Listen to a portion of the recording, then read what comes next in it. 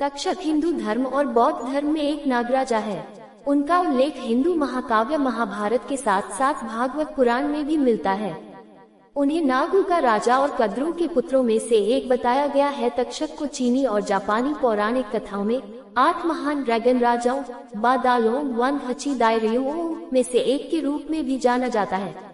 वे एकमात्र सांप है जो उड़ सकते हैं और नंद नागराज उपनंद सागर शकर वासुकी बलवन अनवदत्त और उत्पला के बीच सबसे विषैले सांपों के रूप में भी उल्लेख किया गया है।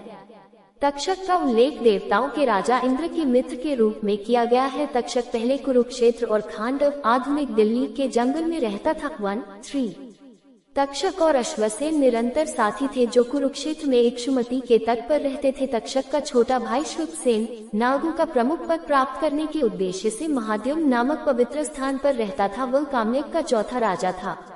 श्रीमद्भागवतम के अनुसार तक्षक इक्ष्वाकु वंश का था। वह राम का वंशज था। तक्षक के पुत्र का नाम बृहदबल था, जिसे अर्जुन के पुत्र अभिमन्यु ने युद्ध में मार डाला था।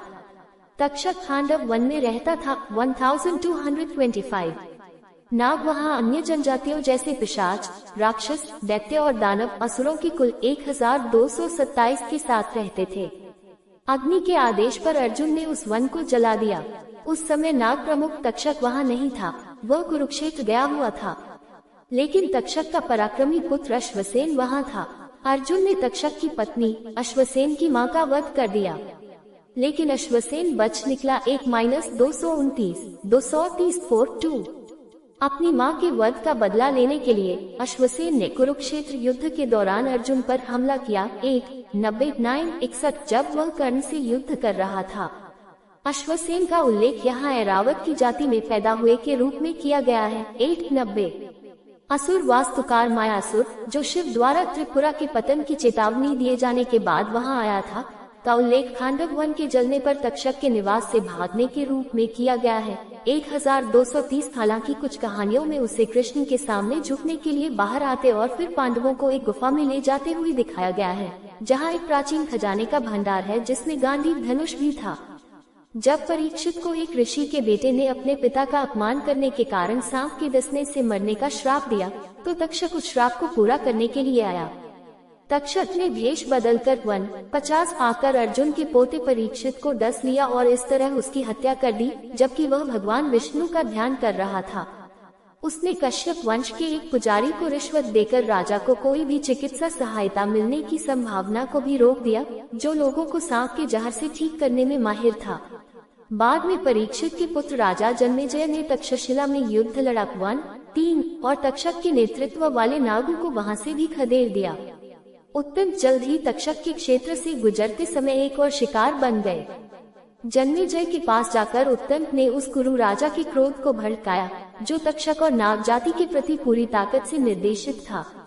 जन्मेजय ने तक्षशिला में एक अभियान शुरू किया, जहां उन्होंने नाग जाति को नष्ट करने के इरादे से नागों का नरसंहार किया। 1-52 तक्षक ने अपना क्षेत्र छोड़ दिया और देव क्षेत्र में भाग गया, जहां उसने देव राजा इंद्र से सुरक्षा मांगी। 1-53 लेकिन जन्मेजय के लोगों ने उसका पता लगा लिया और उसे अन्य नाग प्रमुखों के साथ मारने के लिए एक कैदी के रूप में ले आए। 1-56 उस समय अस्तिका नाम के एक विद्वान ऋषि, जो उम्र में बालक थे, आए और हस्तक्षेप किया।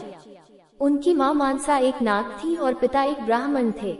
जन्मेजय को विद्वान अस्तिका के शब्दों को सुनना पड़ा। तब से नाग और कौरव शांतिपूर्वक रहने लगे। जन्मेजय भी एक शांतिप्रिय राजा बन गया। तक्षक ने भिखारी का वेश धारण कर पौष्य राजा की रानी की बालियां चुरा ली, जिन्हें उन्होंने उत्तंक नामक ब्राह्मण को उपहार के रूप में दिया था। उत्तंक दूसरों की मदद से इसे वापस पाने में कामयाब रहा। वह तक्षक से बदला लेना चाहता था और अर्जुन के परपोते कुरु राजा जन्मेजय की राजधानी हस्तिनापुर की ओर बढ़ गया। उत्तंक ने तब राजा जन्मेजय की प्रतीक्षा की, जो कुछ समय पहले तक्षशिला से विजयी होकर लौटे थे। उत्तंक ने राजा को तक्षक के हाथों अपने पिता परीक्षित की मृत्यु की याद दिलाई।